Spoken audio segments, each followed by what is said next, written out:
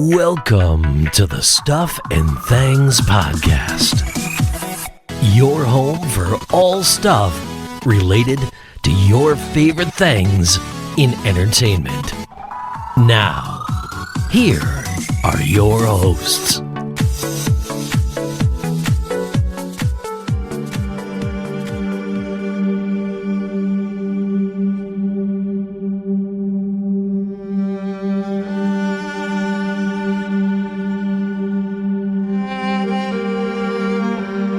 For the final time this season, this is the Stuff and Things podcast discussing House of the Dragon Season 2.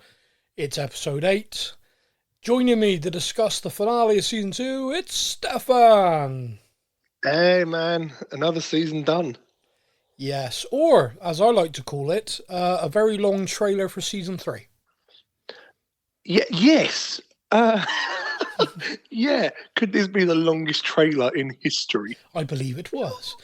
Eight episodes, that's about 8 and a bit hours. Now, yeah. We have a tradition on our show where I ask you the title of the episode, and I'm going to be really intrigued as to what you answer, okay? Oh, okay. Now, the reason is, I think there's an error somewhere, or I'm stupid. Okay. Either is equally possible. So, House of the Dragon, Season 2, Episode 8, and the title of the episode was... The Queen Who Ever Was. Yeah, that's what I've got. But that doesn't make sense to me. It should be The Queen Who Never Was? Yes. Which is the title of the ship. He renames the ship after his late wife. Yeah, The Queen Who Never Was. Yeah. I don't... I'm like, that is the title. It's on IMDb. I've searched around. Yep, I checked last night on Sky as well as IMDb just to make sure. So I was like, okay. So if it is that, are we, the Queen Who Ever Was? All right, so it's a play on that. And we're saying that Rhaenyra was always going to be the queen. So the Queen Who Ever... It is not, yeah, so that confused me. I'm probably being stupid, and other people are going, England not well. Yeah. It's clearly because of this. Yeah. But I did have to read it a couple of times. I was like, the Queen ever, never, ever? Yeah, ever? Yeah, the never ever was? Yeah, the Queen of Neverland. Okay, so we have this finale to talk through. There's lots of plot points, lots of things moving. I am going to say, though... Yeah, go on. No, go on. You were interrupting me. You carry on. I know. Was this the least season finale-ish finale that we've properly spoken about? Ever. Like, on any show. Ever. Like, it got to the end and I was just kind of like, and next week? Oh, okay. So... we are going to dive into the show, and we're going to dive into the scenes, because there's a lot of very good there. It is a very good, well-written show, okay? It is, yes. However, I am going to start with an overall kind of confusion and a little bit of a gripe and a kind of... These are the things that grind my gear. These are the things that I don't fully understand. That's kind of... Okay. When we finished Season 1... It was a big kind of climactic, we are now at war, her son's been killed, Daemon, is now handing her the crown after that Kingsguard, then becomes Queensguard, stole it and took it to Dragonstone. And we have that really great scene of him kneeling, so the little bit of doubt we had about him, is gone. He's Team Rhaenyra, and... Team Rhaenyra is now going to go to war because, the boy's been killed, and we're expecting fire. Oh my God, blood. how is she going to react to this? Whoa. Yeah, we are expecting fire and blood. Yes. Season 2, for the entire season, the character arc for Daemon has been about him eventually kneeling to Rhaenyra saying she's queen. Which is what happened at the end of Season 1. So what the shit? I love when you put it like that. Sorry, I just kind of like, I watched it and I was like, the only thing I could think of in my brain was like, okay, so at the end of season 1, he's kind of like, yeah, this gets me to go fight a war. And at the end of season 2, he's like fully committed because now he's aware of all the prophecy and the visions and all this stuff. However, when you look at it, just blunt facts here, season 1 ended with him kneeling saying, "You're my queen and I'll serve you." And season 2 ended the exact same way. Like, it almost feels like we're going to get to the end of season 3 and he's on his knees again, going like, "Oh, you're still queen." Yeah, guess what? Yep. Yeah, season 1 ends with her losing her son, and we're like, oh my God, she's going to want revenge. Yeah. And then him kneeling. And season 2 ends with her telling Alicent that a son for a son, and Daemon kneeling before the queen. And it's like, deja vu? Like... Well, clearly like grandsons don't count as well, by the way, because... No, apparently not. That's, apparently, no, that's by and by. Murdering babies, no problem, but they don't count. It's got to be a son. That line pissed me off, but we'll come on to that. See, there's stuff in this all the way through. But there was some bits in this that I was like, that's great. And then the next thing happened, you're like, wait a minute. Mate, here is my biggest gripe with season 2, okay? And this is a gripe, and there's a scene in this that I will dive into it, and I'll mention it when we dive in. Okay. This is a medieval time. This is, I know it's fantasy, dragons, etc., but it is medieval. There is no way on this earth that 21st century's human earth logic and thinking and kind of sensibilities should exist in a medieval setting. No way. Yeah. So why in the shit do we, for this entire season, have this ongoing arc of severe angst over innocents dying, like there's some sort of Geneva Convention they're breaching? This is medieval times. In medieval times, guess what happened to peasants? They got their ass murdered. Yeah. And lords and ladies above just went about and did that shit. Armies? Yeah, should we burn an army to the ground or should we let them march on us? Oh no, think of the innocents. No, it doesn't exist. It is like you're adding this kind of 21st century humanity gaze to it. And don't get me wrong, if this was a real setting and a real kind of battle commencement of the real world in the 21st century, I would 100% expect someone to voice, hang on, you want us to drop napalm on a village? No, not doing that. That's fucked up. In medieval times, which village, how many villages, no worries, I'm on that shit. Yeah. Because they don't care. No, and like we see it in this where he gets all stroppy and goes off and just burns the village to the ground because I wanted to. Yeah. And you kind of look at that and you go, yeah, fair enough. You've got a dragon. You're pissed off. I can understand that happening. And then like the next scene is, but people are innocent. Like it's the other side of the battle. Fair enough. But it's like, they're innocent. We can't just go kill people for no reason. This is the thing that sort of got me in this. Look, we're going to dive into the episode now. I'm going to stop now because I'm going to dive in because there's lots to talk about. And when we get to this, and when we get to this particular scene, I'll go a bit more two-footed on it. Okay, I'm going to start, because I'm jumping around, but I'm going to start with the arc in this episode for King Aegon. Now, King Aegon is in bed. He is still obviously in a bad way, but is now clearer, he's able to speak more, and he's having a good conversation with Larys. And Larys, me and you discussed this on the last show, which was, what is Larys's motivation here? Because neither of us believe it's like love for the king. Yeah, I still have no idea. Even after this episode, I'm still very confused. I think his motivation comes down to the fact that Prince Regent basically told him to do one, don't want him around. Prince Regent, psychopath. Yep. Yeah. Cyclops, psycho. I love that. So he has no power there. Whereas Larys has definitely wormed his way in with Aegon. So if he continues to worm his way there, like Aegon, your brother wants to kill you. Your only way of staying alive is to trust me. I've moved my money off the Essos. We can go there. We can live comfortably, get away from this place, keep you safe, and then return. Because if Aegon doesn't kill you, Rhaenyra has now added 3 more dragon riders, and they'll come in and fuck your shit right up.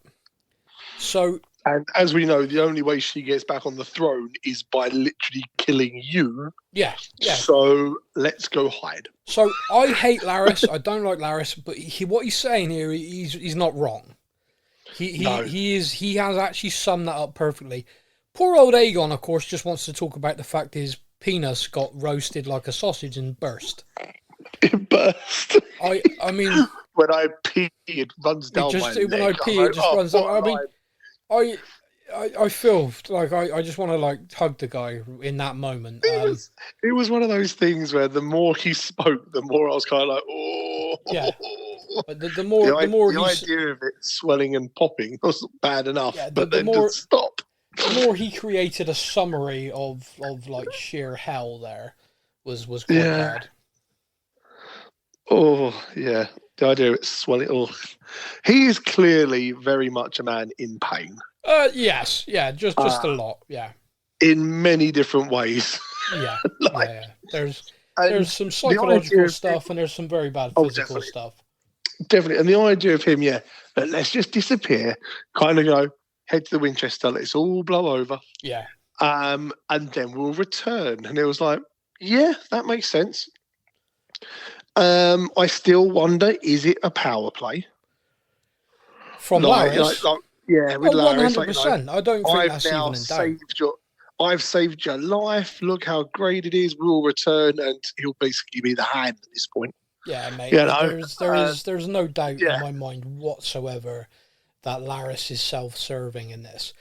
Now, he does manage to get him to go with him. So at the end of the episode, we see that they are leaving King's Landing. He does listen to Larys, and they do leave. Yes. Interestingly, okay, when they are doing this montage at the end, which that is a part of, they also show us Otto Hightower. Randomly in a cell. But he looks up to someone, and no idea who it was. I'm not sure if he's looking at someone or if he's just generally looking up at the light, for the montage, basically. Like, gotcha. Oh, look at me. Gotcha. Because I looked at it, I was like, oh, we're about to see, like, he's being released or something, and then it cut to someone else, and I was like, oh, maybe not. But, so let's just establish this with Otto. So Otto was the right-hand man to the king, then the right-hand man to King Aegon, probably wielding some of the most power in Westeros at that time. Aegon kicks him to the curb. He throws the sort of hand badge down. He then leaves King's Landing, and we all assumed he'd gone back to Old Town, but all throughout several episodes, we've had his daughter, Alicent, saying, like, I've been writing to father, he's not replying, etc. Now, Gwayne arrived and said that, like, Otto had sent him. But Otto's locked up. Who has locked Otto up? How? Because if he was at Old Town in his keep, no one could get in there and get him. So is he like gone for a wander out on a ride and someone snatched him? Was he snatched before? Is Gwayne a part of it? Because he said, he was sent by him, but he's not actually locked up. There. Who has locked up Otto? Where is he? What dungeon is he in? My theory is an obvious one, which is it's Larys. Larys, we had that scene where the psycho prince said, "You're not my hand, send for Otto Hightower." And he's like, "Yeah, certainly, I'll send for him." It kind of feels like, I sent for him, and then into my dungeon, bitch. Yeah, I sent him. Yeah. Oh, send for him, sorry. However, it could be, there's loads of options there, but Otto is locked up, and that explains where he's been, because it wouldn't seem normal for him. Like, if he's getting letters from Alicent, like, you need to get back here right now.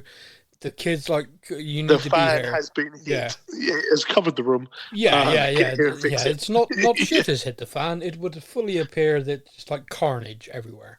Yeah. Get back here, fix things. Yeah. Yeah. So right now, P.S. Your grandson popped your other grandson's penis in a dragon attack.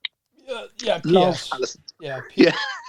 PPS. Don't know where to go with that. He pees down his leg now. Bring baby wipes. So Otto's locked up. I mean, yeah. So Aegon's fled King's Landing. Otto is locked up. Team Green's in disarray.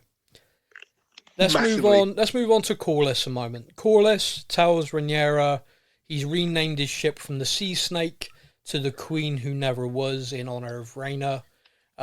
Beautiful. Rhaenyra. A beautiful moment.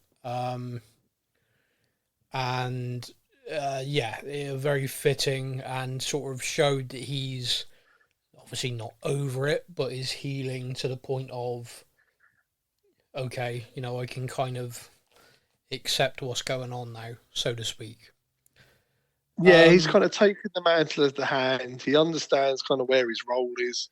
Yeah, he's heading back to the blockade. He says it clearly. He says it clearly to her, like, everything I do is for her now, which was kind of what Baela kind of handed when she handed him the hand thing, was kind of like, and then verbally served him unbelievably. It was like, oh yes, don't be an ass. She chose. She was a dragon rider. She picked that battle. She went for it. Don't go around blaming other people. She died how she lived, and that was her choice. And I think now he's in that. You know what? Yeah, okay. So to honor her choice was to fight for Rhaenyra, to see a woman on the throne where she should have been. Okay, all right, that's it. I'm going to honor that. Now I will do the same. Yeah. He has a very good scene with Rhaenyra where she's kind of like, I hoped, like me and you discussed, dragons like a nuclear deterrent. She was kind of hoping having that many more dragon riders was going to be, okay, come to the table now, let's sue for peace. However, because the Cyclops went and burnt a whole town to the ground, Corlys is right. He's like, no.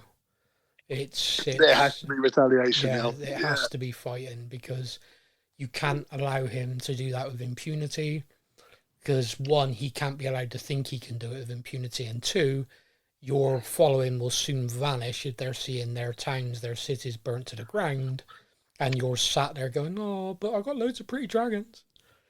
Look how good my dragons are. Don't worry. My Air Force is awesome, but it's also just sat here doing nothing. I think he's right in that. Do you think he's right? Yeah, I think he pretty much got it now on the head. I do not believe now that the small folk will be looking at this going, oh, but she just lets him kill us. Yeah. Yeah, where's our queen? There has to be like some retaliation, some defense of the small folk. If they're gonna follow the queen instead of the king, then the queen has to be doing something to protect them. That she can't just allow entire villages and towns to be burnt to ashes, then go, oh yeah, but they weren't really supporting me, so it's fine. Yeah. Nope. There has to be a retaliation. It has to be 5v5 100% agreed on that. Now, Corlys, I think, was very good in that scene with Rhaenyra. Rhaenyra heads back to Dragonstone, and Corlys, his ship's ready to go. He's named Adam of Hull his first mate, and he decides to take Adam to one side to pass on a little bit of advice, perhaps thinking, a little bit of fatherly advice. Now, that backfired. Well, I enjoyed this scene a lot. And I'll tell you from why I enjoyed this scene so much, probably, is I have a unique relationship with my father where we had a kind of moment one day where it was like, do you know what? You need to hear a few things. Oh, no. and so this kind of, what I loved about this is Corlys' is clear intention in his mind is, I've lost everything. I've lost everyone. But I have these two boys here, and I can try and get a connection with them. Now, everything he's done in the past is messed up. He has literally left them to fend for themselves whilst feasting. We've discussed that before. Yeah. And that all gets brought up, and it hits him. I love acting sometimes when they don't say a word, but you just watch Corlys' face during going off on him. That's acting, man. That is just... Oh, yeah. You could see every single verbal punch was landing with, shit, you're right. Oh my God, you're right. Oh no, you're right. You're dismissed. You're dismissed. You're dismissed. Yeah, Fuck off.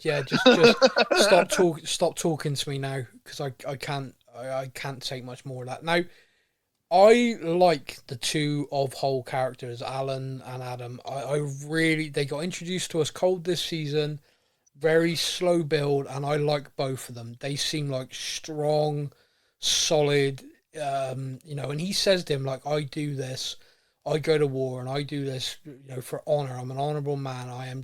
But this is who I am. If I survive, I come back and I carry on. Yeah. I like the two brothers because they're two polar opposites. Yeah, because I think Alan desperately wants Daddy's approval. And claiming the dragon and, like, all of a sudden holding this higher station, and when Corlys came to speak to him, he was just, like, giddy almost. Like, Daddy. You know who I am. The thing about both of them, though, again, and you just got a really unbelievable level of kind of respect to their upbringing. Like, their mother did an incredible job, because the pair of them, it would be the easiest thing in the world to just be going off 24/7. You're my dad, in front of everybody and stuff like that. You know, you could be doing How that. dare you call me to service where you couldn't even be asked to call for my birthday? Yeah. Where's my cake? There's like 20 years of back presents, you son of a bitch. Yeah, have you heard of Masons? Yeah. But the pair of them are just like, I guess this isn't very nice, actually, but again, this is a medieval setting. They kind of know their place.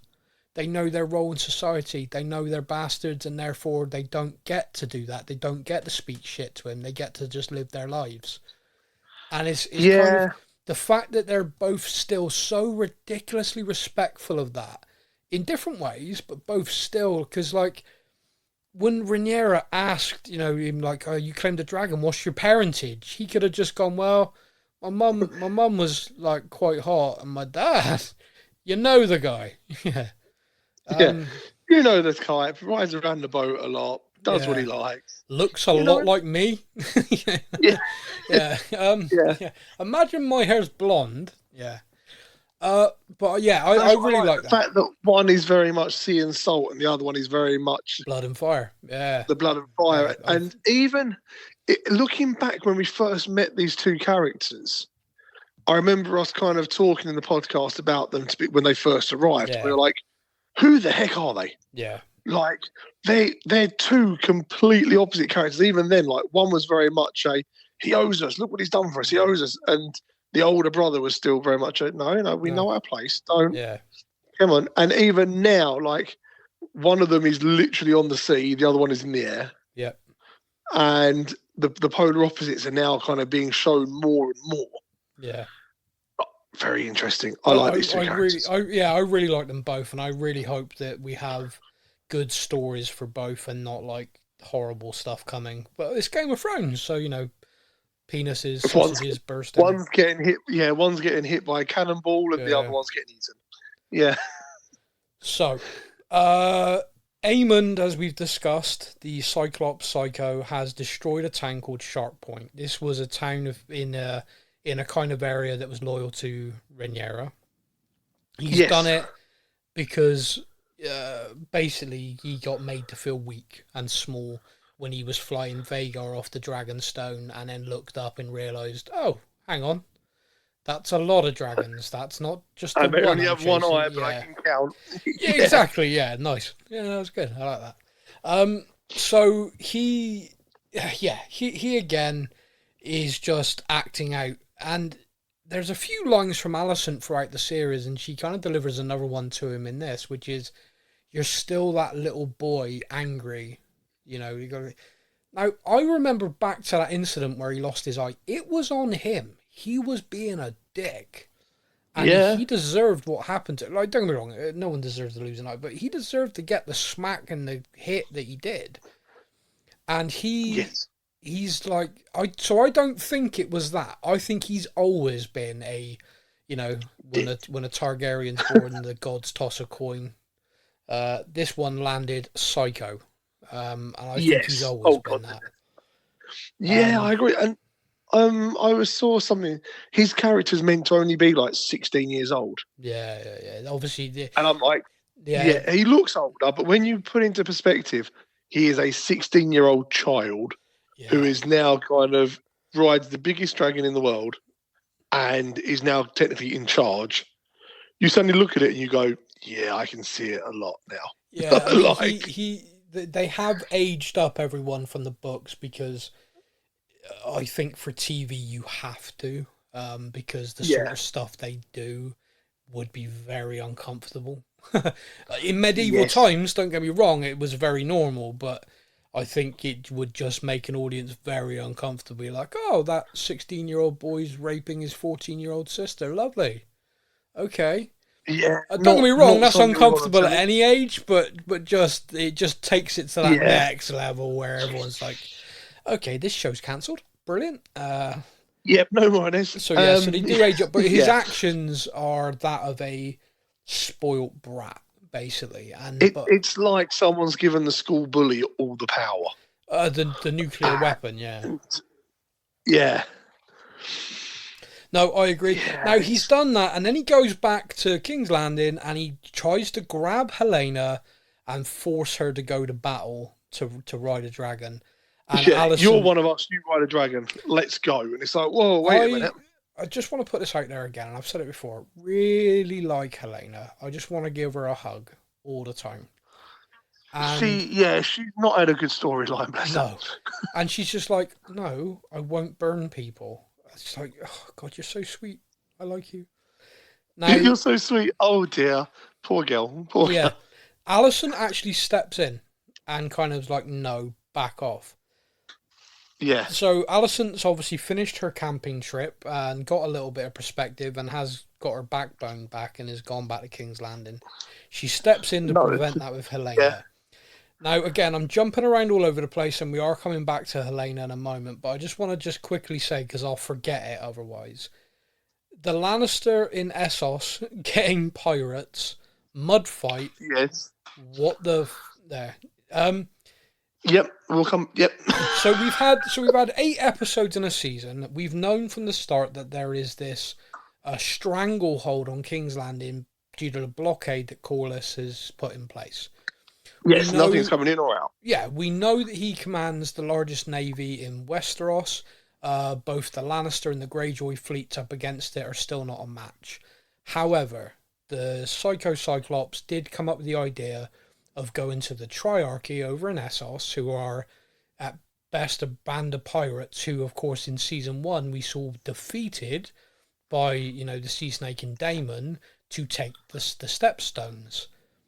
And Lannister just negotiates those back to them in order for their fleet to come over and attack Corlys and hopefully for him with the Lannister fleet be able to break the blockade and break the back of the thing. So we know that's happening now. Corlys has set sail. He's going to be out there with his fleet. The Triarchy are coming for him. They're out for revenge for the Stepstones, and the Lannisters, etc., are in waiting as well. So that scene... That whole thing was just very strange. I want you to have my children. You must sleep with all of my wives. Yeah. Oh, how many have you got? Yeah, I mean, don't get me wrong. In that one moment, for the first time, I might have wanted to have been a Lannister. Just for that moment, that one time. Just for that moment. With all of my wives. However, we never saw the wives. So this is a key thing, But genuinely, generally, I didn't. You threw that into the finale. I felt like it's just weird. Yeah, this just feels so out of place. Like you had 7 other episodes to kind of put that in. Yeah, and then you could have had episode 6 that happens, and then we're watching episode 7 and 8 going, are they going to arrive? We know they're coming. And in that montage at the end of 8, you could have seen him looking knackered, loads of women asleep around him on a boat, and the fleet's coming. Yeah. The fleet's coming. Anyway, right. So the Lannister, as one of the twins, gone to Essos. So back to Heleana then. Like I said, I just wanted to do that because I knew I'd forget it if I didn't. Heleana, everyone's kind of suspected all from a while that she's kind of magical. She can see things. She kind of predicts things. I'm scared of the rats. And then it was the rat catch and all that. Yeah. There's loads. It's like she can see the future, but she can't quite see it clearly. Well, I think is kind of how I'm like. She was scared of the rats, but it was actually the rat catcher. I feel that actually that's now come into focus. I feel perhaps this season for her has been about honing that skill, and now she has. Gotcha. Because in this, because I want to put this to you, right? We know Daemon's been having these visions, madness. He even says the what's his name, Broom, in this, where he's like, "Did you hear something?" He'll have you bark at the moon. Yeah, this place will have you howling at the moon, man. What do you want? He's just like, he keeps looking at the castle, like, "Oh man, this place." Woo. Now we've been like, Alice Rivers, you witch. He even calls her a witch. It's like, what have you been doing? She drags his ass out there to the weirwood tree. He puts his hand on it. He has this incredible vision. However, at the end of this vision, when he turns around, Heleana's there. And Heleana talks to him and is talking to him in the outfit that Heleana is wearing when we go back to her at King's Landing. And then that scene confused the crap out of me. Right. So here's I got a question for you first of all, right? Yeah. Has Alice Rivers been messing with Daemon, or has it been Heleana the whole time? I have absolutely no idea now. Okay. Like when we first saw Heleana stood there with Daemon, my first thought was, "Oh, it's his mother again." And I was like, "Wait a minute, that's not his mother." No. Wait a minute, that's the sister wife person. Yeah, that's the sister wife queen. Yeah. Yeah, and then I'm like, literally the next scene, it's still on her, and then suddenly she's actually stood there in real, and I'm like, "Whoa, wait a minute." Right. So is she actually Team Daemon or? No, like, she is literally now. Okay, I'm going to say this now, right? For everybody listening. Yeah. This is based on book. I have read said book. They are changing a lot. So what I'm about to say is a potential spoiler.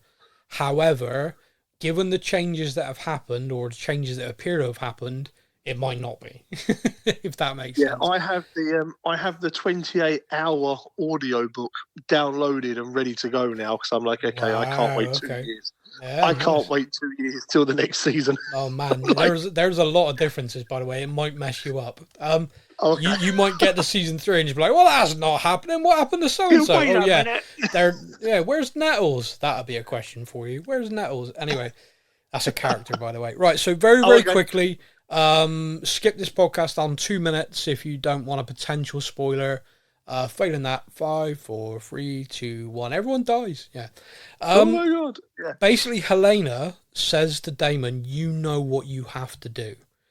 You know what you have to do now to ensure that your line is the line that continues."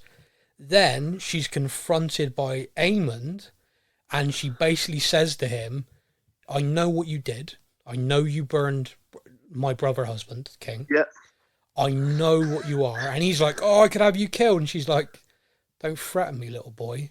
You are going to die." Yeah, that's treason. That is. Yeah, you're going to die. And she tells him, and what she tells him, and what she tells Daemon is exactly what happens.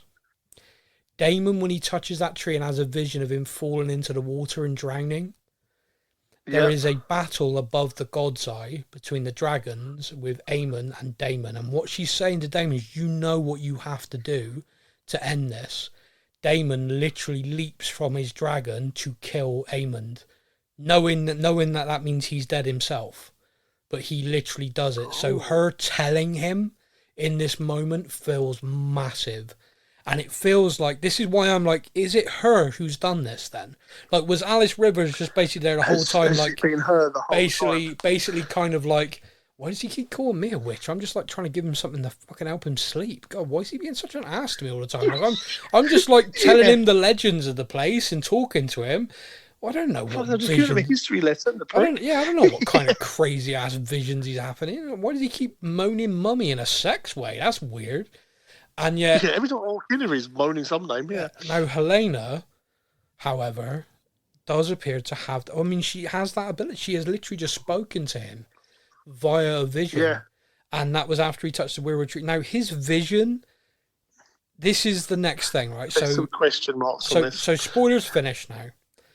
His vision is of the future, and it is the prophecy that, his brother has passed on to Rhaenyra and her to Jace, which is we need to rule because of the long night. We know this is coming in the future. We don't know when. Winter's coming. There it is. Yeah. He says that in High Valyrian. That was cool hearing it in High Valyrian, by the way.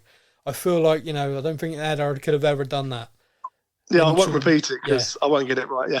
Winter's coming, but said in a real kind of like, but yeah. No, it wasn't Dutch.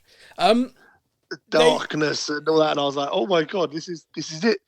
Like, I took a moment when he's seeing like the vision or stuff like that. Yeah. I didn't click straight away that obviously this is the story that's being passed down. Oh, okay. Like through from king to queen, all that. It took me a little bit. Then I suddenly kind of went, wait a minute, I wonder if. And then, kind of had it confirmed.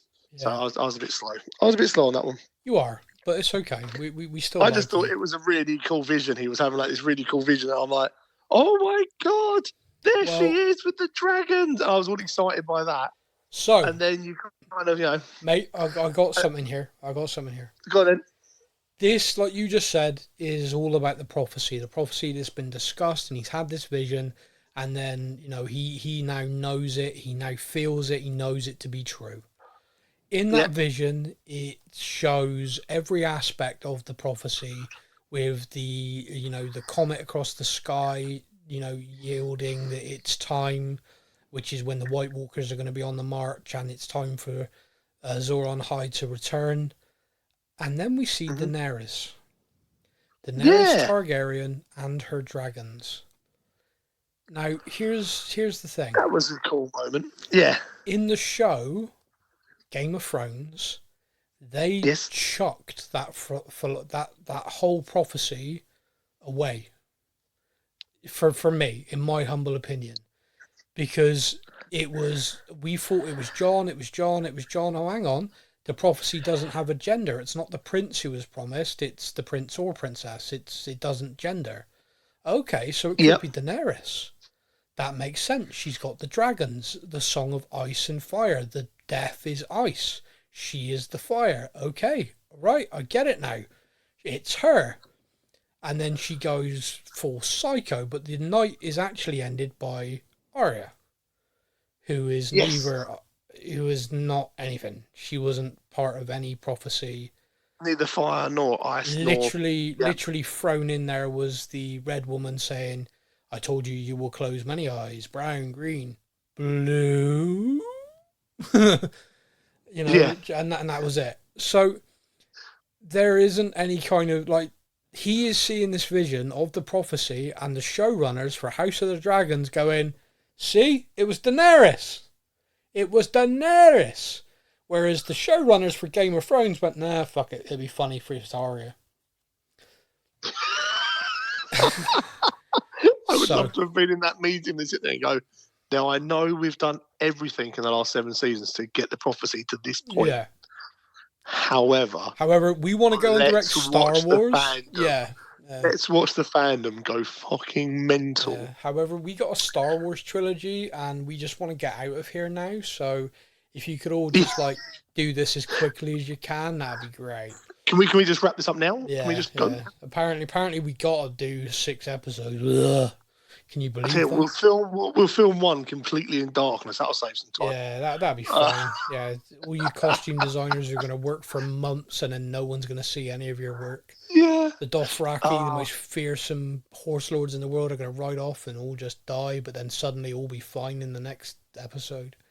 Anyway, so Game of Thrones ended as a bit of a mess. There's a lot there. Now, the books, however, of course, are still rolling. They've not finished. So, if you ignore the Game of Thrones TV show, like that didn't happen, many people feel that way about season 8 anyway.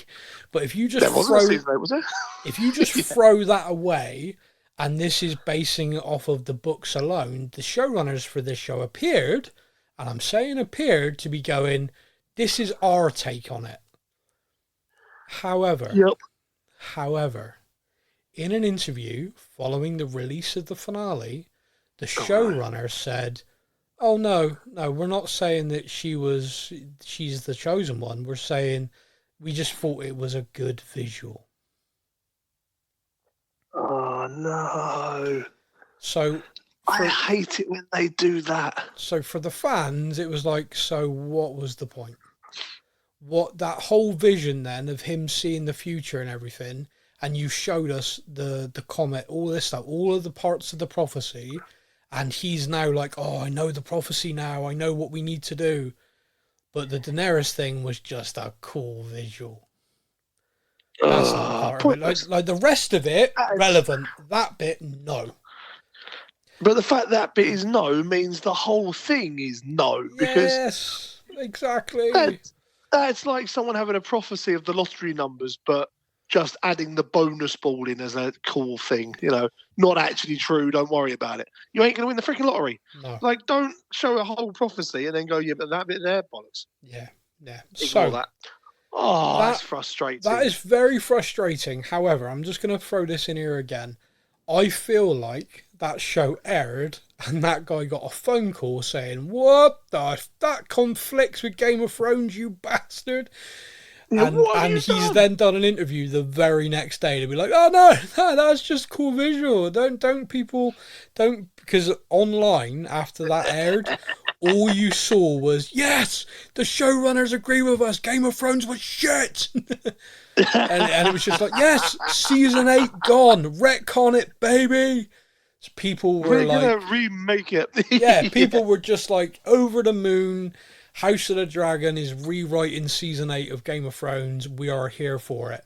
So it kind of feels like someone from HBO rang him and went, you're going to put this fire out right now.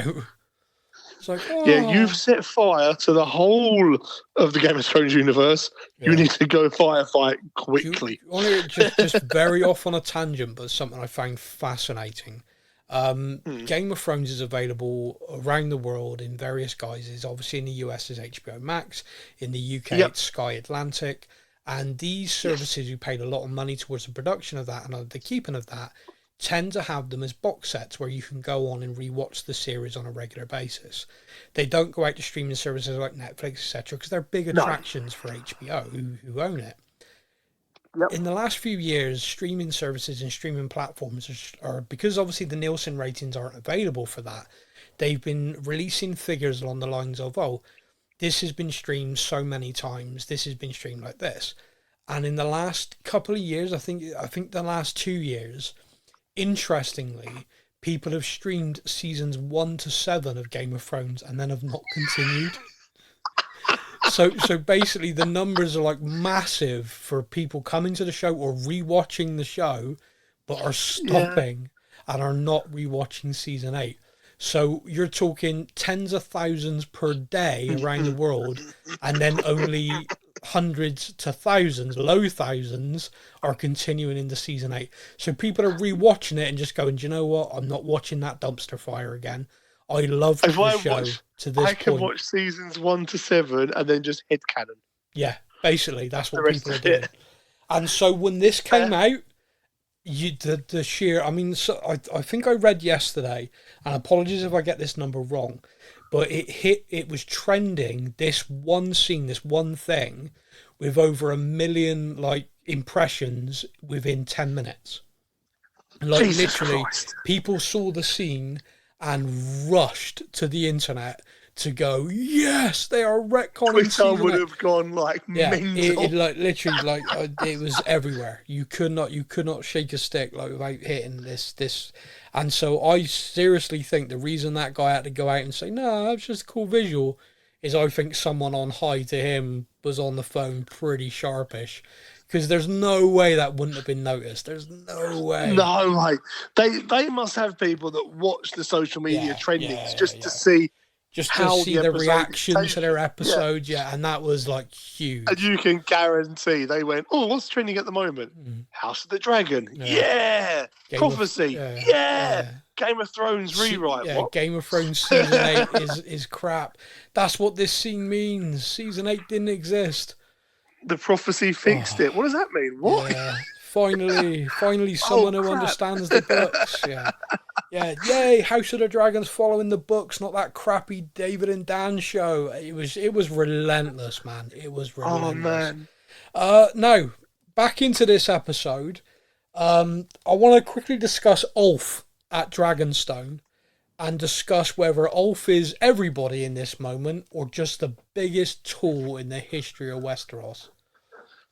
Oh, he is the biggest tool. Like, I am hands down accepting that guy is a dick. Because, like, you described Jace as a moody teen idiot a lot, but in this episode, I was fully Team Jace, and I was actually really up for Jace just being like, do you know what?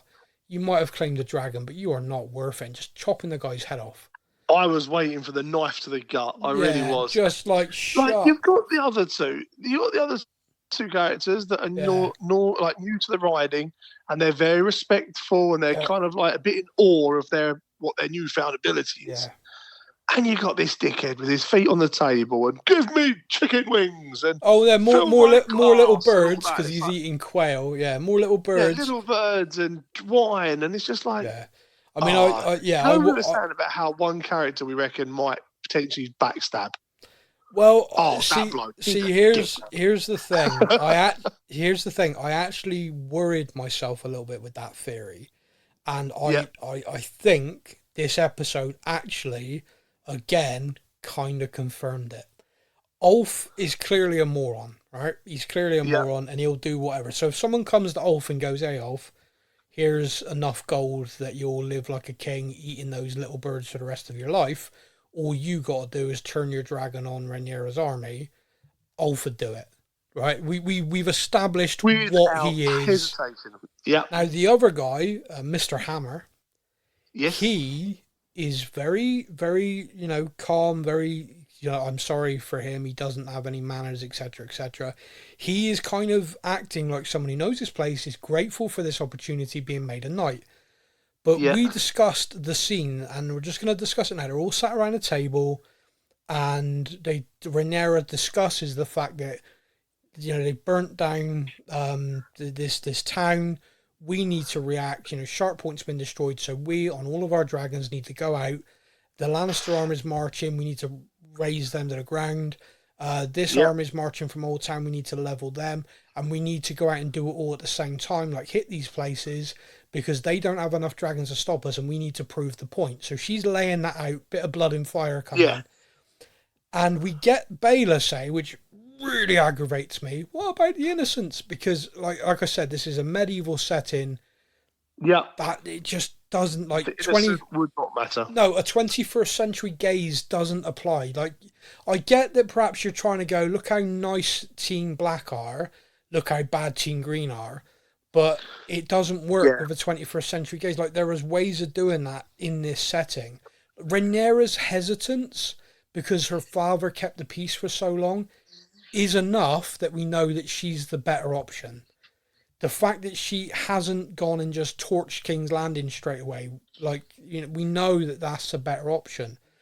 But you don't like that scene there, but I think that was deliberately done, because then you see him and Ulf kind of look at each other of like, we are the small folk and you're telling us to go out and kill small folk.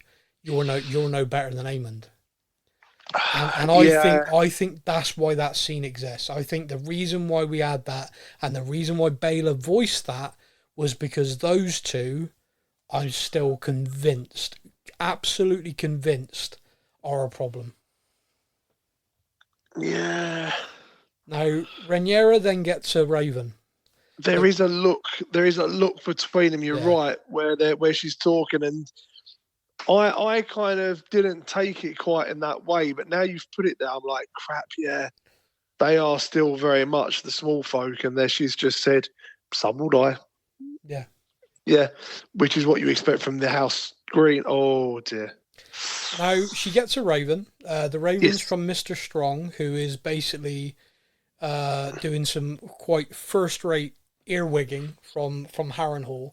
And he overhears Sir Broom, who was sent by Rhaenyra to speak to Daemon. What a little worm that bloke is. And he is just like, no, we don't need her. She's too hesitant. We need a king. Now, what he doesn't realise is basically Daemon's been going through some sort of tree therapy. on behalf of a witch or possibly his niece slash whatever they are to each other. Now he's kind of like, oh, you're a bit treachery, aren't you? But he still doesn't commit. He doesn't sort of like go, right, I should cut your head off for that or anything. He's just kind of a bit non-committal. And she gets this raven basically saying like, I think he's raised the army, but I'm not There could be a problem here. Yeah. So he's loyal to her, which I kind of liked. I like him. He's been a fun character throughout this whole, mostly just because of his expressions in the background, like, oh my God. And the fact he surrendered while like basically offering him something to eat. Yeah. Castle's yours, mate. Want something to eat? I mean, it's a shithole, but if you want some food. It's a shithole, but it's yours. Yeah. Now, he sends her out. Now, Rhaenyra, of course, leaves straight away, but she don't go on her own. She takes Adam with her, which I think goes to show that Adam's become straight away. That's the trustworthy one. Yeah, that's the one I trust. So again, a little bit of separation there, a little bit of Does that then worry you? Is it a case of the one she trusts is the one that's going to betray her? I see. I don't think Adam and Alan have that. I think they're too good. I think they're both. Hope so. Yeah, we could be completely wrong, but that's my hope. Now he suddenly turns around to actually just like torture as she's flying in front of him. Well, that would be dark. That would certainly be a change from the text. Let's put it that way. Yeah. Now they head off there. He's circling. I'd love to think that was the plan. I'd also love to think he doesn't know how to land the dragon yet. Both of them are equally as good. So she's like landing and looking up, and he's like, "Yeah, I'll stay up here and patrol." I mean, honestly, how the fuck do you put this thing down? Because last time, like, I followed you and it just kind of did it on autopilot at Dragonstone, but now I'm kind of screwed because it's just circling. Yeah. Down, land, down. No, fucking can't do it. Rhaenyra rocks up. She goes into this hall. The arm is mustering. Daemon, the silence. Yeah, Daemon walks towards her. They speak in High Valyrian. And Daemon says to her, like, I've arranged this army. And they're all loyal to me. And she takes a step back, and then in a voice that everyone can hear, and who are you loyal to? And I was like, oh, you're on the spot now. Here we go. And he kneels, makes it abundantly clear he's loyal to the Queen. He fires up the army with a bit of chanting. Sir Broom kneels and then quickly exits stage left, thinking, shit, I'm in trouble here. And he leaves, so keep an eye on that slippery bastard. I love that. Everyone kneels and you just kind of see his face going, oh, fuck. And then as soon as they stand back up, he leaves. Like, you literally see him worm his way out. Which I think that was sensible. Now, yeah, because Daemon's turned around going, oh, and by the way, I once watched Daemon see someone call his wife a slut, and he stuck a sword right through his head, and in the middle of King's Landing, the throne room, and that was gross, but also kind of cool. I dread to think what he'd do to him if he'd seen him before he wormed his way out. This is a massive scene between the two of them, like huge. But I do want to come back to what I said right at the very start of the show, which is we've had an entire season, 8 episodes, roughly an hour. This is 8 hours of television, roughly. And we're right back where we started. The only difference is he now has an army behind him as well. Like, there's, much has happened this season. So much has happened. Yeah. And yet it also now feels like nothing at all has happened because we're just back to him going, yay, for the Queen. It's like, I like the speech he gave about how, look, my brother chose you. He was right to choose you. You're the right one to lead us. Winter is coming. Yay. And all that sort of thing. It was a great scene. Well acted, well written. I just, overall... But we've already seen it. Yeah, just overall, I'm kind of like... I think every fan of this show has felt the Visions thing went on too long. I think an entire season of those two being apart felt weird and just felt strange, like what's going on. I was trying to work this out. How long do we think has actually passed? I don't think a long time. No, from the son dying end of that season to this season. I mean, if you look at Jace, about 10 good few years. And if you look at anyone else, Jace just went to the wall, and that ages you when you go out there. Go to the wall, boy. Come back a man. Cregan Stark's only 10. Look at him. Yeah. Now, we do... I'm just going to jump to a couple of things here. So, Gwayne confronting Cole about nailing his sister was a scene I didn't know was... I just came out of nowhere. How just because he has her favour, he just jumped to that? Or has he heard all of the rumours non-stop, and when he saw that was it? That was his tipping point? That must have been the tipping point. Like, come on. People cannot be that stupid. No. Oh, no. That little boy got his head cut off. Yeah, where was the guy guarding him? Yeah. Oh, I was telling the Queen it happened, but I didn't know it happened. Yep. Yeah, I was telling the Queen it happened with my penis. Yeah. Yeah. It just awful. So that scene was kind of like weird, but at the same time, I hate Cole, right? That guy, that character, I hate. However, the moment in this, which I thought was brilliant, and it goes to show he's a great actor, by the way, is the fact that he doesn't really win Gwayne over or anything, but they have a shared trauma. What they saw on the battlefield that day of Dragonfire just turning men to ash, and just how melting them in their suits. Yeah. He is traumatized by that, and he says we're marching to our death. Like, there's no, like, we're fighting, like, we're just dead. We're dead men. And Gwayne's like, oh, yeah, you're right. And he just it just kind of like, there's no, Gwayne didn't kind of in that scene go, oh wow, you really love my sister, okay, I'll back down. It was just, why am I angry about this? Like, this is so... There's literally not enough time left to be angry about this. And so I kind of really felt that, like, this shared horror that they've seen, as kind of PTSD, that they're both just traumatized to hell from it. And he's clinging on, like, he says things like, I broke my vows, I'm not a good man, and all this stuff, but your sister was, like, saved my life twice, and like, he's a couple of things, and he just, like I said, I don't like his character at all, and like, this hasn't changed, but I did think a good scene though. Yeah, I did think that what started as a bit of this is a strange one just out of nowhere, ended with me going, okay, I completely understand why we got that scene, because it just demonstrates, good, bad, whatever you think of the characters, whatever side they're on, this is horrific. Like, they know that they are going to war, and it's like, if it's man v man, they know they can win. Yeah. But as soon as that dragon takes off, they're like, well, we're fucked. And now they're in a position where they've got Vhagar, this one huge dragon, but can't be everywhere at once. Whereas, you've now got Rhaenyra basically able to double up. She's basically able to send 2 dragons to any one location, and like almost like have a third like go in between them all. Like, oh, Vhagar showed up there, right? All 7 on Vhagar, and then you're dead. So it is dead interesting that he's just kind of like, nah, we're dead. We are dead men. We're marching to our doom. So that scene gone. Something in this episode which we talked about this a couple of times now, which is the character of Rhaena trying to claim Sheepstealer the dragon. There's a couple of things that have bugged me about this. One, the way she just abandoned the kids, the eggs, her duty that she was asked to perform, and kind of swore she would. Right. Doesn't feel right. Doesn't feel very... It doesn't feel real. And also, I'd like to point out again, this is a massive change from the books, which is her storyline appears to have been merged with another character who's not in the show, which is fine. That happens, and it makes sense to do that, and certainly when you're adapted any book to TV, because otherwise it'd be too vast. But I don't understand that abandoning the kid stuff, and I also felt that this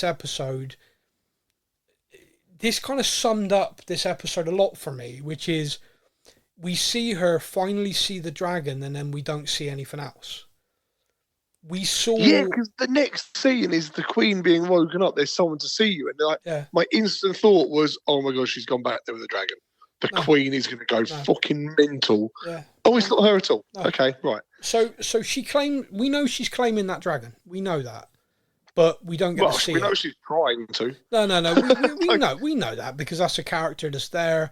You're not gonna kill her off screen, are you? But she can claim a dragon off screen. However, that means in this episode we've had Aemond destroy a town on dragon. We didn't see it. We didn't get to see any of that. We just get told it and see a smouldering wreckage. We have a dragon being claimed, but we don't get to see that. It's a running theme now of this show showing us so much amazing stuff, but at the same time, it's like edging us all the time, and it's ridiculous. Like I said, this whole montage at the end of this episode made this episode feel like a trailer for season 3. Yeah. And just like... we do get to see a really random mud fight, but we don't get to see the other important bit. Yeah, it's very, very strange choices. Now, you mentioned, obviously, the Queen being woken up, and she has a visitor, and that visitor is Alicent. Alicent kind of returns the favour of what happened earlier when Rhaenyra went into King's Landing to speak to her. She's now arrived with one guard who surrendered his sword. Brave bastard, by the way. To speak to her on Dragonstone. Yes. Now, I've talked about... Sorry, just want to say this and then I'll let you dive in. I've talked a lot about these two. I love them both. And the scenes they're in, I really enjoy. I think they're both incredible actors. And I think the stuff they delivered as these two characters has been brilliant. Yes. I fucking hated this scene. Okay. Every part of it felt weird and wrong and stupid to me. The whole son for a son, when that's nonsense. Surely a first response would have been, did my grandson not count? Alicent, who has stood in front of a dragon when Rhaenys took her dragon from the Great Keep in front to protect her son after is now just willing to let him die. He's there. So this whole scene, so at the end of this scene, has she basically just agreed, okay, go kill my son and be the queen then? That's exactly what she's agreed to. Right. And I'm like, this makes no sense. No. Like, I understand there is this, like, horrific choice that she now knows that the only way this war ends and saving millions, thousands, whatever of lives is by putting the queen back on the throne. Yeah. But to then, like, basically surrender, like, surely if you're going to say anything, turn around and go, well, actually, Aemon is acting as king. So if you can kill him, fine. Kill him instead and take the throne. That's fine. Yeah. But just take him. Okay, fair enough. No, he, like, Aegon, like, there's so many options there. There's so many things of, like, no, like she says, you must realise he must die. No, Rhaenyra, he doesn't have to die. He can sue for peace, and the peace can be him stepping aside for you. There's lots of options here, but I can tell you now that Aemond needs to die. I can tell you this, I can tell you that, and I can tell you that I'll allow you to take the Red Keep without a fight. I can do this, I can do that. She's basically saying that she has gone there with I think after all of this, I think I've made a mistake. Which we all know, but we also know it was an innocent mistake. We also know that for her, she did hear him say that to her. So it's been a mistake that all of us are like, oh no, like, nah. Yeah, we know what you mean. However, the moment for me where, like, I mean, I lost sympathy for her for quite a while ago, as you know. But the moment for me was when she was in the small council meeting. She said, he changed his mind on his deathbed, and they were all like, great, boom, boom, boom. And she was like, whoa, wait a minute. There's no way you've organised all of this in the 30 seconds I've told you. And you're like, yeah, we were planning to do this anyway. Yeah. At that moment, right then, that should have been an alarm bell beyond all belief that actually they were never, ever going to allow a woman to rule. Wait a minute. But it didn't. She just pressed ahead, and she's made this off her own back. And then in this season, the men have spoken down to her consistently. Guys who she's elevated, Cole, would be nowhere without her elevating him. Laris would be nowhere without her elevating him. And both of them, if you remember, had that one scene where they could have supported her and were both like, nope. No, you're a woman. Right, yeah. Get back to your embroidery and kittens. And it was literally like get back to the kitchen. And so, it was in that moment where she kind of went, fuck. Yeah. And now she's got this realization. So when Rhaenyra says to her, like, no, it's too late. I get that. But for me, it just felt dumb. What was she going there for? What was her plan? What she thought she could show up to Rhaenyra and just say, hey, you know how I basically said that you know how I started all this and all these people have died and, you know, your son's dead. My bad. Yeah. One of my sons with one eye is currently traipsing around all of Westeros, just straight up murdering anyone he wants. My other son's dick exploded like a sausage, which, by the way, the other son did to him. Yeah. Yeah. So it's just like, what was her goal? What was her thinking? And like I said, this show is so well written, so well done, it's so well acted. That scene just felt so stupid to me. It just didn't hit anywhere. And I hope for other people it did. I hope this is just me, because like it just sort of ended the episode on a real sour, because you then went into this montage and I'm like, what? Hey, that's it. So I've watched all of this, and basically this whole season was like someone was putting pieces on a chessboard, and what you're telling me is season 3 is when someone's finally going to move something. This montage was actually the pawns being moved. Do you know what I mean? It was like finally the game started. Much. Yeah. And it's like that whole scene of those two together, when by the time she's left, I was just kind of sat there going, hold up, what? Like, I felt well confused. Yeah. Well, I'll tell you the whole conversation. I'm kind of like, so she's just gone there to gone there to try and make the peace, but she's left saying, fine, kill my son. Like, well, I'll tell you. That was a bad business meeting. I'll tell you. I don't know. You're getting into someone looking for investment and then leaving with someone else owning your business. Like, wait a minute, how did that happen? Yeah, they invested thoroughly, and I'm out the door. Hang on. Yeah, now, that's not right. The one thing that could have saved that for me is if when we saw her walking away, I was like, "Come on, evil smile, come on, show me like it's a trap." Do you know what I mean? Like, gotcha. Like, do that now, and all of this makes sense to me. No. Okay. All right. I'm baffled then. I don't get it. Like, now I'm confused. Like, if that had happened, I'd have been like, oh, that's such a good... Oh, I get it. Oh, you bitch. You know, she's now just fully started the war, all because she wants it. Yeah. Yeah. So I kind of... I'm just left baffled with that. We then went into this montage of everyone marching everywhere. We got to see finally the Winter Wolves marching down across the Trident. The Greybeards. Yeah, I mean, don't get me wrong, they look pretty angry and ready to fight, so that's a good laugh. Yes. Do you want to know something from the book that's kind of interesting about these guys? Go on. You know, he says, "Oh, I've got an army up here who've seen too many winters, and we got another winter here. I'll send them." The reason why they are so willing to go is because in the north they know there's too many mouths to feed, so they would rather go and die in battle and then be a burden to their families. Fair play to them.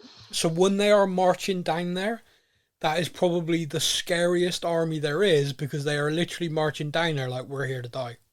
They're not like, oh my god, I'm scared. They're like, bring it on, death. Fuck it, let's take a few of you bastards out. Exactly, yeah. So they are for me the scariest army marching right now. They are literally marching down there just like, well, if I survive, then that's a shitter, because I can't go home, because if I go home, there's no food. So, like, I'm literally here to die. Bring it. I'm going down swinging, yeah. Exactly. Like you said, I'm going to die, but I'm going to take a lot of you with me. Yeah. And that's all of them. That might be my favourite army. That is 2,000 basically northern psychopaths that just been hungry northern men. Yeah, hungry quite literally, are marching down south, pissed off but enjoying the sunshine for once. So there we go. They're going to get halfway down and get heat stroke. Probably, yeah. They're all like got these beards, big, thick. They're like dying. Oh. Yeah. Can I take the jacket off? Yeah, someone said I had to march the door, and I think I'll be dead. So that is all of my notes from the episode. I've been positive. I've been negative at times. I've been confused a lot. Is there anything I've missed from the episode, or anything else that you want to circle or highlight and discuss again? I'm hoping you can answer this one for me. So I've watched this season with my wife. Yeah. She made one comment at the end that kind of made me laugh a little bit. Okay. She was like, so there's been this big thing about a blockade. Yeah. Nothing can get in and out. Yeah. We've then have Aemond make this big thing about shut all the gates. Nobody can get in or out. Yeah. The Queen can just get up and do whatever the fuck she wants.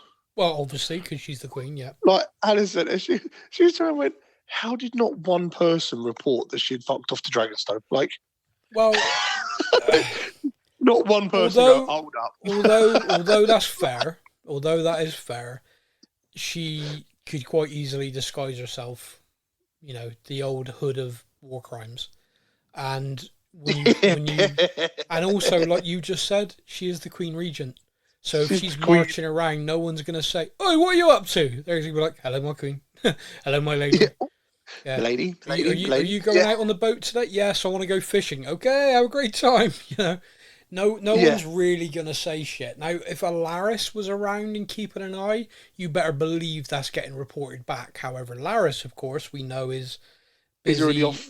Somehow managed to sneak out himself. Yeah. To boiled sausage penis, the king again. And they're off. So I mean, it's a valid thing, but at the same time, any blockade, any siege, there's always ways in and out. Yeah. So, that is House of the Dragon Season 2. The show has been renewed for a Season 3. However, due to the sheer production size of the show, every season is 2 years. So they go into production and filming next year in 2025, and then the post-production special effects for dragons, etc., is serious. It's not easy to do that. No, we will not get House of the Dragon Season 3 until 2026, and when in 2026 largely will depend on how well filming goes, etc. So they haven't set a date yet. They've confirmed Season 4? Yes. So during an interview, the showrunner said that the show that they've mapped out is 4 seasons. HBO have not officially announced Season 4. However, the showrunner during this interview said, the story is 4 seasons. So, we're in the middle of 3 now, and then we're going to go into filming, and then we're going to go straight into 4. And the interviewer said, so you've been renewed then? And he said, oops, yeah. Right, this is it. This is a direct quote. Oops, yeah. Well, nothing official. That's our plan. Our plan is to go straight into 4. Within about 20 minutes, there were articles all across various people that you can trust. Deadline, Hollywood Reporter with exclusive HBO series. House of the Dragon is getting 4 seasons. IMDb also updated the next day showing seasons 1, 2, 3, and 4, with 3 and 4 confirmed. So, do you know what scares me? If they're 2 seasons, like 2 years apart. Don't say the words you're about to say, because I'm older than you. No, 2028. Like, that just seems like 20 years away. It really but it's isn't. actually, it's really not. I'm going to be 38 potentially when this comes out. Holy shit. So, let's just focus on the near and the now. So, it is not going to be available till 2026. However, HBO realised quite cleverly, I think, that these shows are a lot in production and they are taking longer. But when they come out, and to be fair, right, the visuals and everything in this show is phenomenal. Like the effects, everything. For me, it's really stupid stuff like the dragons walking on the beach. Right. And all the sand coming up at their feet, and like when they put the wings down. The detail. That shit. That's the stuff that makes me proper geek out. Like, I know it sounds really nerdy. No, not at all, because it makes that's the stuff that makes me go, wow. It immerses you so much that actually you almost got to go, they're not friggin' real. You got to kind of go, that's stupid. Why? Yeah. There's a man with a shovel moving the fucking sand. Yeah. You know it. Come on, stop it. And that guy is literally sat on a big green broomstick right now, pretending it's a dragon. So look, they have come up with a solution, which is more shows. The Knight of the Seven Kingdoms, The Hedge Knight, a story which was a novella written by George R.R. Martin, is being made. And the very first sneak peek of it was released by HBO this week as part of their upfronts. And that show will be available next year. And I'm delighted to say, I've not told you this yet, but we're going to be talking about it on this podcast. Yay! I love God. It's another Game of Thrones spin-off, but it's very different. Game of Thrones, House of the Dragon, is all about great houses, political intrigue, very in-depth and big-scale, wars. They are political dramas, really. They are, yeah, with a lot of swearing and boobs. Yes. Now, Dunk, the Tool, and Egg are basically wandering around the Seven Kingdoms getting into shit. In essence, this is going to be a character-driven story where, of course, we're going to know the setting. And it's kind of set smack bang in the middle of in timeline-wise, between House of the Dragon events and Game of Thrones events. So, look, it isn't exact, but let's say that's 200 years apart. This is like bang in the middle, 100 years from each. Oh, okay. And it is, there could be a few spoilers. Well, yeah. I mean, yeah. Do you remember that when they all died? But the who's thing on the throne at the moment? No, wait a minute. Whose house side is that? Wait, is that black or green? Yeah. Now don't get me wrong, man. It is fast. It is my favourite. There's several novellas. There's loads of spin-off books and stuff. This was without a doubt my favourite. I loved it. And when I found out they were making it, I was just like a giddy idiot. Because there's something about... I like to play a lot of kind of role-playing video games. So, for example, Red Dead Redemption.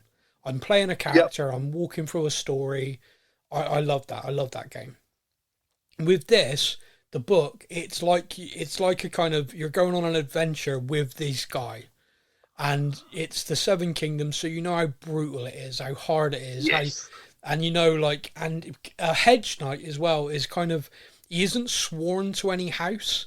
He's a knight, but he's not like a bannerman of anybody. So he literally just wanders trying to make a living. He doesn't have this cushy existence as like a bannerman of Stark or Lannister or anyone. He's just out there trying to do good. It is going to be really... I'm really looking forward to it. That is going to be out next year. They haven't revealed a month yet, but it's looking like a sort of summer release, probably. Nice. So that is it. That is House of the Dragon Season 2 wrapped here on the Stuff and Things podcast. Thank you, everybody who's got involved. We get so many messages about this show. Love interacting with you. It's been a lot of fun. We hope you enjoyed the finale. If you've got your opinions and your thoughts, definitely send them in to us. You can do that via all the socials. You can do that directly via email, sam@stuffandthangspodcast.com. You can also, if you fancy it, join our Discord. The link for it is available across this podcast and any of our shows. It's also available on our website now as well, where you can follow the link. You set up an account. I think it takes about 30 to 60 seconds. It really is easy. You just then join us, and it's just a chat room. Anyone who's old enough to remember chat rooms, that's all it is. And it's just, we've got all of the shows we've ever done, all of the shows that are coming forward. We've got just like a funny memes page, which is great because some of the stuff in there is very funny. And you just get involved, talk about the shows you want to talk about. You can speak directly to us, the hosts, me, Stefan, Kaylee's in there. And you can speak to other like-minded people who are just talking about the shows, talking about what they like, they didn't like, and talking about theories and stuff like that. So, if you want... a wonderful safe space for everyone just to come and chat. Oh, no, it's not great. Safe. You're there. You're an absolute predator. We know that. I don't need more people than just Ryan to talk to. Please join the Discord. Oh, do you know he's going to listen to that and be genuinely hurt? He's not. He loves it. If I say his name every week, he gets all excited when he hears his name. Oh, that's nice. That's good. Brian, was it? Brian, you said? Yeah, okay. That's him. Yeah. Okay, everybody. Thank you so much for listening. We will be back to discuss more from the world of Westeros next year with the Hedge Knight. Until then, if you're interested in hearing our voices a little bit more, we will be discussing the Umbrella Academy final season very soon. But the next show from us will be about Marvel and the blockbuster Deadpool and Wolverine. And that show will be available on Monday for Marvel Monday on our show. Until then, everybody, you all take care. And that's a season wrap. I must ask you, Your Grace, to steel yourself. We must leave King's Landing quickly, and we will not return for some time. What? The Pretender has found 3 new riders for her dragons. That's impossible. Your brother thought the same. He flew to challenge her and was rebuffed. Fled in terror, from what I hear. He deserves no less. Be that as it may, he has gone in fury to Sharp Point and laid waste to the whole of the town. Fucking mad cunt. Thank you for listening to the Stuff and Things podcast. We hope you enjoyed the show. You can find us on Facebook or online. Simply search the Stuff and Things podcast to join in our conversation every week.